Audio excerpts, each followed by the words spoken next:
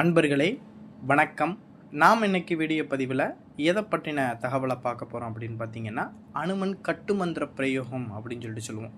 இந்த அனுமன் கட்டுமந்திர பிரயோகத்தை எதற்கெல்லாம் பயன்படுத்தலாம் அப்படின்னு பார்த்தீங்கன்னா, ஒரு சில பேர்கள் வீட்டில் பார்த்தீங்கன்னா எதுக்கெடுத்தாலும் செய்வன, ஏவல், பில்லி, சூனியம், வைப்பு இந்த மாதிரி விஷயங்கள் பண்ணி எதிரிகள் அந்த குடும்பத்தை சர்வநாசம் செய்யக்கூடிய வகையில் இருக்கும். சரிங்களா? அப்பேற்பட்ட சூழ்நிலையில் இந்த அனுமன் கட்டு மந்திரங்களை பிரயோகம் பண்ணி நம்ம வச்சுக்கிட்டு அந்த சக்கரத்தை நம்மளுடைய வீட்டு வாசல்லையோ இல்லை அந்த சக்கரத்தை சுருட்டி நம்ம தாயத்தாகவோ நம்ம அணிஞ்சுக்கிட்டோம் அப்படின்னா, எதிரிகள் செய்யக்கூடிய எந்த விதமான சூழ்ச்சிகளும் இந்த செய்வன, ஏவல், பில்லி, சூனியங்களும் பக்கத்தில் நம்மளை அண்டவே அண்டாது.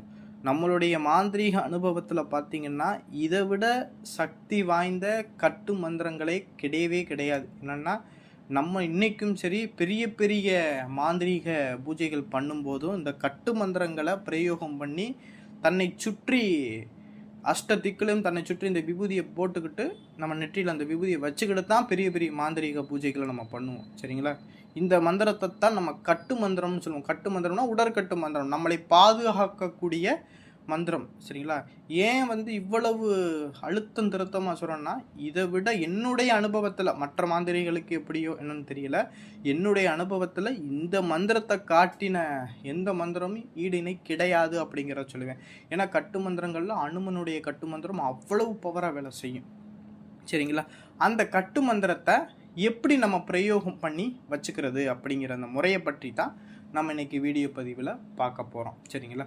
அதாவது இந்த எந்திரத்தை பார்த்தீங்கன்னா, ஒரு அமாவாசை நாள் அன்னைக்குன்னு நீங்கள் என்ன செஞ்சுக்கங்கன்னா, இந்த எந்திரத்தை ஒரு செப்புத்தகடு இல்லைன்னா வெள்ளித்தகடு இல்லைன்னா தங்கத்தகடு, சரிங்களா, இந்த மூணில் ஏதாவது ஒரு தகட்டில் நீங்கள் என்ன செஞ்சுக்கங்கன்னா, இந்த எந்திரத்தை எழுதி அந்த எந்திரத்துக்கு சுத்தி பண்ணி அந்த எந்திரத்துக்கு அத்தர், புனு, ஜவ்வாது, கோரசனை இதெல்லாம் அந்த எந்திரத்தில் தடவி சந்தனம், குங்குமம் வச்சு அந்த எந்திரத்தை தயார் பண்ணி வச்சுக்கோங்க. அதே அமாவாசை இரவில் நீங்கள் என்ன செய்கிறீங்கன்னா, உங்களுடைய பூஜை ரூமில் அனுமன் படம் இருந்துச்சு இல்லை அப்படின்னா, இல்லை உங்களுடைய தெய்வத்துக்கு ஒரு பூஜை ஒன்று போட்டுட்டு அந்த எந்திரத்தை ஒரு தாம்பாளத்தில் விபூதி கொட்டி அந்த எந்திரத்தை அந்த தாம்பாளத்தில் வச்சு ஒரு செவ்வரளி பூவை என்ன செஞ்சுக்குங்கன்னா 1008 பூவு எண்ணி எடுத்து வச்சுக்கோங்க. எடுத்து வச்சுக்கிட்டு அந்த எந்திரத்துக்கு பார்த்தீங்கன்னா படையலாக என்ன போடணும் அப்படின்னு பார்த்தீங்கன்னா, தேங்காய், வாழைப்பழம், வெற்றிலை பாக்கு இதெல்லாம் வச்சு மாம்பழம், பலாப்பழம், சரிங்களா, கொய்யாப்பழம், சரிங்களா, பழ வகைகள் பூராமே வைங்க. சரிங்களா? உங்களால் முடிஞ்ச பழ வகைகள் ஏதாவது இருந்துச்சு அப்படின்னா வைங்க. முதல் நாளும் கடைசி நாளும் மட்டும் வைங்க. மொத்தம் 11 நாட்கள் இந்த பூஜையை நம்ம பண்ணணும். சரிங்களா? இப்படி படையல் வச்சு அந்த எந்திரத்துக்கு பூஜை பண்ணி முடித்த பிறகு நீங்கள் என்ன செய்கிறீங்கன்னா, நான் ஸ்க்ரீனில் கொடுத்துக்கூடிய அந்த மந்திரத்தை அரளிப்பூவை கையில் எடுத்துக்கிட்டு அனுமனை மனசார நினச்சிக்கிட்டு அந்த மந்திரத்தை பிரயோகம் பண்ணி அந்த எந்திரத்தில் அந்த அரளிப்பூவை போடணும். இப்படி அந்த 1008 பூவையும் வச்சு அந்த எந்திரத்துக்கு அர்ச்சனை பண்ணணும். இதே போல் 11 தினங்கள் இந்த எந்திரத்தை நம்ம பூஜை செய்து இந்த எந்திரத்தை சுருட்டி, அதாவது இந்த எந்திரத்தை வெளிப்புறமாக சுருட்டணும். சரிங்களா? இப்போ எந்திரத்தை எழுதிட்டீங்க அப்படின்னா வெளிப்புறமாக சுருட்டி ஒரு மஞ்சள் நூலை வச்சு கட்டிடணும். கட்டி உங்களுடைய வீட்டு வாசல்லையோ இல்லை உங்களுடைய பூஜை ரூம்லேயோ அந்த எந்திரத்தை கட்டி வச்சிட்டிங்க அப்படின்னா, அந்த வீட்டில் என்ன செய்வனை ஏவல் பண்ணினாலும் அது வேலை செய்யாது. சரிங்களா? அப்படி யாராவது செஞ்சாங்க அப்படின்னா அது செய்தவனுக்கே திருப்பி போகும். இது திருப்பி விடக்கூடிய முறையாகவும் பயன்படுத்தலாம். சரிங்களா? அதே போல் ஒரு சில பேர்கள் ஏவல் பிரச்சனையாலேயோ செய்வன பிரச்சனையாலே தனிப்பட்ட ஒரு நபருக்கு மட்டும் பிரச்சனைகளாக இருக்கும். அதுபோல் பிரச்சனை உள்ளவங்கள்லாம் பார்த்திங்கன்னா, இந்த எந்திரத்தை ஒரு வெள்ளித்தகட்டில் எழுதி ஒரு தாயத்தில் சுருட்டி உள்ள தாயத்தில் வச்சு அந்த தாயத்தை இடுப்பில் கட்டிக்கிட்டோம் அப்படின்னா, எப்பேற்பட்ட ஏவலாக இருந்தாலும் அந்த கட்டணம் நொட்டி பொழுதுலே வெளியே வெளிப்பெறும். சரிங்களா? அப்பேற்பட்ட சக்தி வாய்ந்தது தான் இந்த அனுமன் கட்டு மந்திர பிரயோகம். சரிங்களா?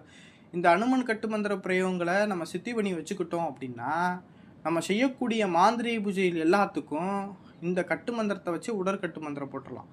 வலது கையில் கொஞ்சோண்டு விபூதி எடுத்துக்கிட்டு இந்த கட்டு மந்திரத்தை ஒரு 21 முறை சொல்லி தன்னை சுற்றி 3 தடவை சுற்றி அந்த விபூதியை போட்டுக்கிட்டு அந்த விபூதியை நம்ம நெற்றியில் நம்ம வச்சுக்கிட்டோம் அப்படின்னா உடற்கட்டு நம்மளுக்கு விழுந்து போயிடும். அந்த கட்டை மீறி நம்மளை எந்த ஒரு தீய சக்தியும் நெருங்க முடியாது. இதுக்கும் பயன்படுத்தலாம்.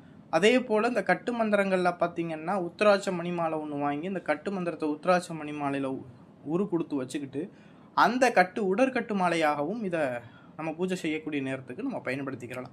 சரிங்களா? இது ரொம்பவும் அற்புதமான மந்திரம். இந்த மந்திரங்கள்லாம் அழிஞ்சு போயிடக்கூடாது, சுவடிகள் குறிப்பு அழிஞ்சு போயிடக்கூடாது அப்படிங்கிறதுக்காகத்தான் நம்மளுடைய யூடியூப் சேனல் வாயிலாக சகல மக்களுமே பயன் பெறணும் அப்படிங்கிறதுக்காக நம்ம பதிவிடுறோம். இந்த வீடியோ பதிவை எல்லாருமே பயன்படுத்திக்கிங்க. வீடியோ பதிவு பிடிச்சிருந்துச்சு அப்படின்னா லைக் பண்ணுங்கள். நம்மளுடைய சிவருத்ர மகாகாளி அருள்வாக்குப்பிடம் யூடியூப் சேனலை சப்ஸ்கிரைப் பண்ணாதவங்க சப்ஸ்கிரைப் பண்ணிக்கிங்க. நன்றி, வணக்கம்.